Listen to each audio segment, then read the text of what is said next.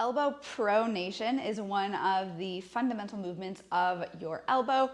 So if you need to improve your range of motion and strength and mobility in your elbow, this might be an exercise that you are doing.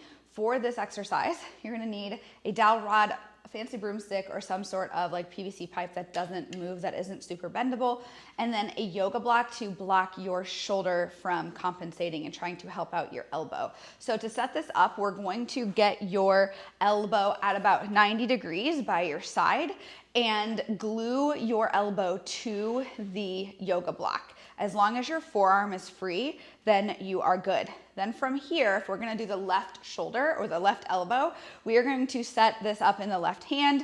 You are going to want to have a really strong grip in this stick or PVC pipe, and then you are going to want to pull yourself deeply into pronation. So pronation is turning the bottom side of your forearm down, so it would be like palm down, and we're really gonna feel that rotation happening here at the elbow. And so once you get to that end range of motion, you're kind of getting to as far as you can without your elbow wanting to come off the yoga block. So you should feel some sort of stretch on the outside elbow. If you feel anything on the inside, you've gone too far, and we don't want to push into that. Now, we're gonna hold the stretch for the programmed amount of time, which is typically gonna be 30 to 60 seconds to start working up to that 2-minute mark. And then once that's done, we're going to do our PAILs and rails. So PAILs is going to be contracting the stuff that is being stretched. So you're gonna contract the outside elbow stuff by trying to rotate the bottom of your forearm up to the ceiling. So you should feel like you're able to access those tissues, and you should feel like the PVC pipe, right now I'm holding it with my foot, is pushing into your foot, or if you're holding it with your hand, is pushing into your hand. You're gonna ramp that intensity up to the desired intensity over about 10 to 15 seconds. Hold for about 10 to 15 seconds, and then ramp down, and that would be your PAILs contraction.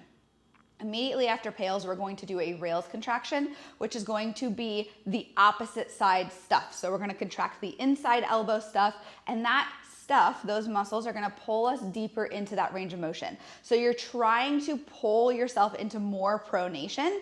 You're not gonna move at all, or maybe you can a little bit, but really the goal here is to contract those tissues or to find access to them. A lot of people won't be able to contract them or have that connection right away.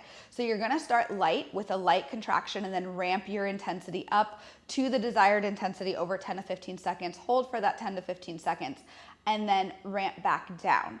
And that would be one round of your PAILs rails. You might do another round depending on what your program says or what you're doing that day, but that would be at least one round. So as you're doing that, you should make sure that, of course, you're gonna feel some stretching type of discomfort, but there should be no pain or pinching in the exercise.